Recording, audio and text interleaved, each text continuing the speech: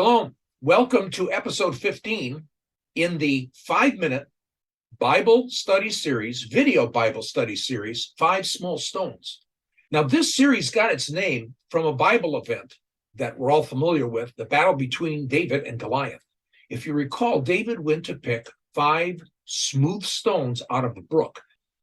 Now, in actuality, what he did was he picked up 5 round smooth stones because he was going to be using his sling. So these are like the stones that David would have picked. Notice they're round and smooth, and these are aerodynamically powerful when they are used for ammo for a sling. This is possibly the location where David did get his ammo, either here or further up the stream. Now, for more on this, go to the website, www.lightofmenorah.org, and on top of the screen, you'll see a number of things that you can do. Click on Other Resources, and after you click on Other Resources, click on Podcast Playlists. And when you click on that, you'll have to scroll down because all the list of all the playlists will be below there, and you can just pick up the podcast 5 Small Stones and then just go to episode 1. So David confronted Goliath, and David had to be very adept at using a sling as a weapon. He's a shepherd. He probably picked the 5 small stones to make sure he had enough ammo. Maybe he thought if he missed, or if the stone didn't kill Goliath, he would still have more stones to finish the job. But David was chosen by Adonai. The battle belonged to the Lord.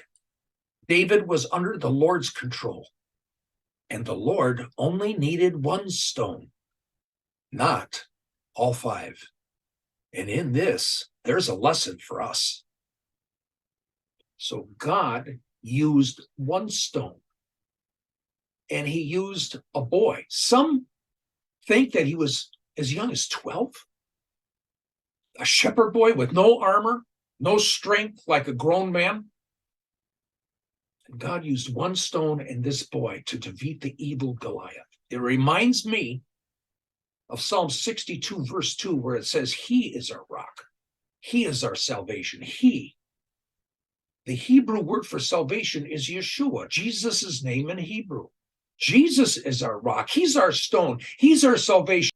And God used this 1 stone, his son, his chosen one, to defeat the evil in the world.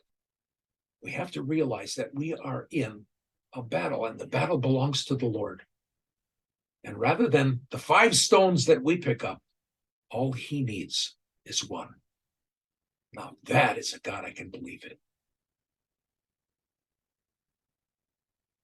So now let's return to our focus.